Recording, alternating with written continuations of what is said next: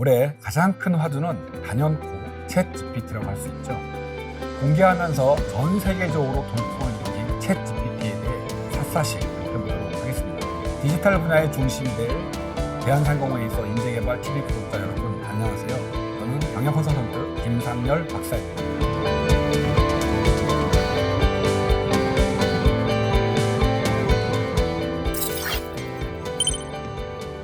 여러분, 챗 GPT와 대화를 나눠보신 적 있으시죠? 챗 GPT가 공개되어서 당시 세대를 불문하고 굉장한 이슈가 되었는데요. 그래서 앞으로 총 3회에 걸쳐서 챗 GPT에 대해 강의를 진행해 보려고 합니다. 이번 시간에는 챗 GPT에 대한 소개부터 기술적 원리까지 이야기해 보도록 하겠습니다. 우선 챗 GPT를 소개해 드리겠습니다. 첫 번째로 챗 GPT의 정의와 기원을 말씀드리겠는데요. 챗 GPT는 Generative Pre-trained Transfer, 즉 GPT, 기반의 대화형 인공지능 모델로 사용자의 질문이나 메시지에 대해 자연스러운 응답을 생성하는 능력을 갖추고 있습니다. GPT의 기본 원리는 자연어 처리를 위한 딥러닝 모델인 트랜스퍼입니다. 대량의 텍스트 데이터를 사전 학습시킨 후 특정 작업에 맞게 미세 조정, 즉 파인 튜닝하여 사용하는 방식을 따릅니다. 챗 GPT는 이러한 GPT의 구조를 활용하여 대화형 태스크에 최적화된 모델을 구현하였습니다. 즉, 인간과 자연스럽게 대화를 나눌 수 있도록 설계된 인공지능입니다. 이 모델은 사용자의 질문이나 메시지에 맞춰 적절하고 유창한 응답을 생성할 수 있게 학습됩니다. 이런 챗 GPT를 오픈 AI 회사에서 만들었습니다. 인공지능 대화 모델로 챗 GPT-3 모델을 기반으로 하는 최초의 버전이 2020년 초에 공개되었고요. 오픈 AI 회사는 2015년에 일론 머스크와 샘 알트만 등 여러 기업가와 연구자들에 의해 설립된 인공지능 연구기관입니다. 오픈AI는 이러한 요구를 충족시키기 위해 GPT를 활용한 챗 GPT를 개발하며 다양한 어플리케이션에서 그 활용을 목표로 하고 있습니다.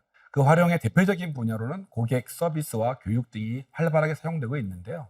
우선 고객 서비스 측면에서는 자동화된 챗봇을 통해 고객 질문에 대답하거나 문제를 해결합니다. 이들 프로그램은 교육기술, 즉 에듀테크 회사들에 의해 상용화되고 있으며 둘링고의 언어학습의 에이전트나 칸 아카데미의 개인화된 학습 경로와 같이 특정 회사의 서비스 이름을 찾을 수 있습니다. 다양한 콘텐츠 생성에도 활용되는데 예를 들면 기사, 코드, 시나리오, 시 등을 작성할 수 있습니다. 특히 헬스케어의 의료 정보를 처리하고 의료 문서를 생성하며 환자 지원을 제공합니다. 이게 이런 측면을 실제로 볼 수 있는 건 제가 실제로 2월 말에서 3월 초까지 호주로 여행을 가려고 합니다. 그것을 챗 GPT에게 물어보도록 하겠습니다. 즉, 여행 스케줄 짜달라고 한번 요청해 보겠습니다.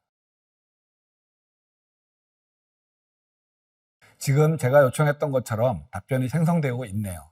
제가 실제로 2월 말에 3월 초까지 가기로 했는데 오전과 오후 저녁 식사에 적합한 곳까지 지금 계속 챗 GPT가 그 답을 해주고 있습니다.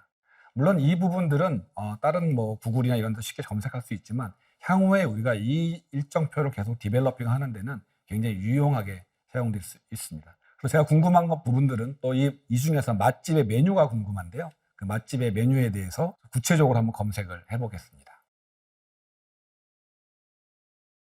그러면 실질적으로 챗 GPT는 이런 내용들을 가지고 실제 쿼리 레스토랑의 시드니에 있는 부분들이나 대표 메뉴들에 대해서 얘가 구체적인 메뉴들을 제공해주고 있고요. 간단하게 그것이 어떤 속성을 갖고 있는지 본다이저부터 시작해서 메뉴들을 저한테 이제 소개해주고 있죠. 제 입장에서는 이런 것까지 다 포함한 어떤 또 시간표를 하나 작성해주기를 원하는데요. 챗 GPT한테 물어봐서 이런 모든 것들을 포함한 일정표를 다시 작성해줘라고 한번 질문을 던져보겠습니다.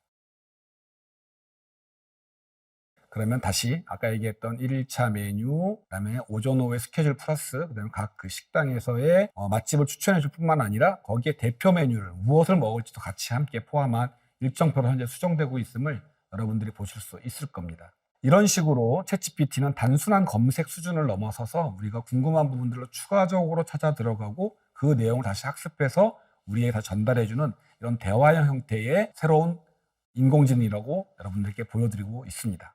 그러면 어떻게 이런 것들이 가능했는지 기술적 원리를 설명드리겠습니다. GPT, 아까도 말씀드렸지만 Generative Pre-trained Transfer입니다.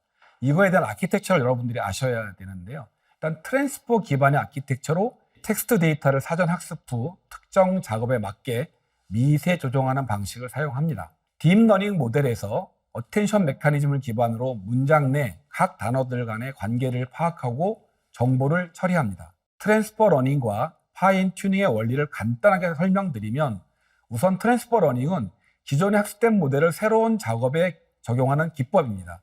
그리고 파인 튜닝은 사전 학습된 모델을 특정 작업에 최적화하기 위해 추가 작업을 수행하는 과정입니다. 좀 더 자세하게 트랜스퍼 러닝 말씀드리면, 머신러닝에서 널리 사용되는 기법입니다.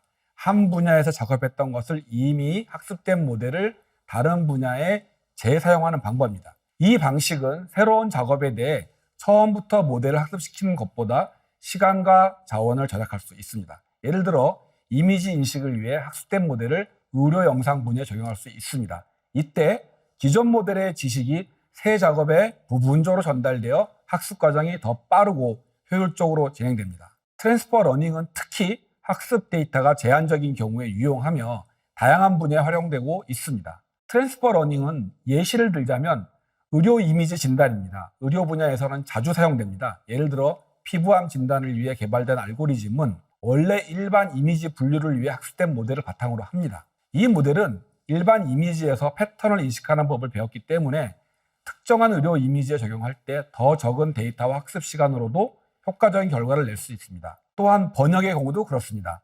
한 언어의 쌍, 예를 들어 영어에서 스페인어에 대해 학습된 번역 모델을 다른 언어의 쌍, 영어의 한국어에서에 적용되는 경우입니다. 기본 언어 구조와 번역 메커니즘에 대한 학습이 이미 이루어졌기 때문에 새로운 언어쌍에 대한 학습이 더 빠르고 효율적일 수 있습니다. 자율주행 차량의 경우 이미 다양한 도로와 환경에서 운전하는 법을 학습한 모델을 새로운 유형의 자율주행 차량에 적용하는 경우입니다. 이 모델은 도로상의 객체를 인식하고 반응하는 방법을 이미 학습했기 때문에 새 차량에 적용할 때 기본적인 운전 능력을 빠르게 전달할 수 있습니다. 파인 튜닝은 이런 트랜스퍼 러닝의 중요한 단계로 이미 학습된 모델을 특정 작업이나 데이터 세트에 맞게 조정하는 과정입니다. 이 과정에서는 기존에 학습된 모델의 일부 또는 전체를 새로운 데이터에 맞게 추가 학습시킵니다. 다음은 토크나이저와 어텐션 메커니즘을 설명드리겠습니다. 토크나이저의 경우 텍스트를 모델이 처리할 수 있는 형태로 변환하는 도구입니다. 토크나이저는 모델의 입력 부분에서 매우 중요한 역할을 하며 효과적인 토큰화 과정은 모델의 생성에 크게 기여합니다. 토크나이저는 텍스트 기반 모델에서 중요한 역할을 하는 도구입니다. 이는 다음과 같은 과정을 통해 작동합니다. 토큰 인코딩인데요. 분할된 토큰들은 숫자로 변환됩니다. 이 숫자는 모델이 이해할 수 있는 형태로 각 토큰을 고유하게 식별합니다. 핵심 기술 중에 하나, 분할, 즉 세그멘테이션은 토크나이저의 긴 문자열을 개별 단위로 분할합니다. 다양한 토큰의 유형, 토큰은 전체 단어, 부분 단어, 예를 들면 접두사나 접미사 또는 개별 문자일 수 있습니다. 토큰의 유형은 언어의 특성과 모델의 목적에 따라 달라집니다. 토크나이저는 문맥을 기반으로 토큰화를 수행해야 합니다. 분할 또는 토큰화의 구체적인 사용 사례는 다음과 같습니다. 검색 엔진 최적화에게 많이 사용되는데요. 검색 엔진은 웹페이지 텍스트를 토큰화하여 주요 키워드를 식별합니다. 이를 통해 사용자의 검색 쿼리와 관련된 웹페이지를 효과적으로 찾아내고 순위를 매깁니다. 다음은 음성인식 시스템입니다. 음성을 텍스트로 변환할 때 토큰화 발화된 단어들을 개별적인 단위로 분리하는 데 사용됩니다. 이 과정은 음성 데이터를 텍스트 데이터로 정확하게 변환하는 데 필수적입니다. 그 다음에 가장 중요한 어텐션 메커니즘입니다. 입력된 문장 내에 중요한 정보에 집중하여 처리하는 기법입니다. 이 메커니즘을 통해 모델은 입력된 텍스트의 다양한 부분에 가중치를 두어 중요한 정보에 집중할 수 있습니다. 이는 문장의 문맥을 더 잘 이해하는 데 도움이 됩니다. 어텐션 메커니즘의 구체적인 사용 사례는 다음과 같습니다. 많이 사용되는 게 기계 번역인데요. 이 기계 번역 시스템에서는 어텐션 메커니즘은 소스의 언어 문장을 타겟 언어로 번역할 때 중요한 단어나 구에 집중합니다. 예를 들어 영어 문장을 한국어로 번역할 때 문장의 핵심 단어나 문맥에 맞는 단어 선택에 중요한 역할을 합니다. 그 다음에 역시 음성인식에도 많이 쓰이는데요. 음성인식 시스템에서는 어텐션 메커니즘은 발화된 문장 내에서 중요한 단어나 구를 식별하여 더 정확한 텍스트 변환을 가능하게 합니다. 그리고 질문 응답 시스템에 많이 사용되는데요. 사용자의 질문에 대한 답변을 생성할 때 어텐션 메커니즘은 주어진 문서나 데이터 내에서 가장 관련성 높은 정보에 집중합니다. 이를 통해 더 정확하고 관련성 높은 답변을 생성할 수가 있습니다. 이번 시간에는 챗GPT에 대한 정의와 기술적 원리까지 살펴보았습니다. 챗GPT 알면 알수록 흥미롭지 않으신가요?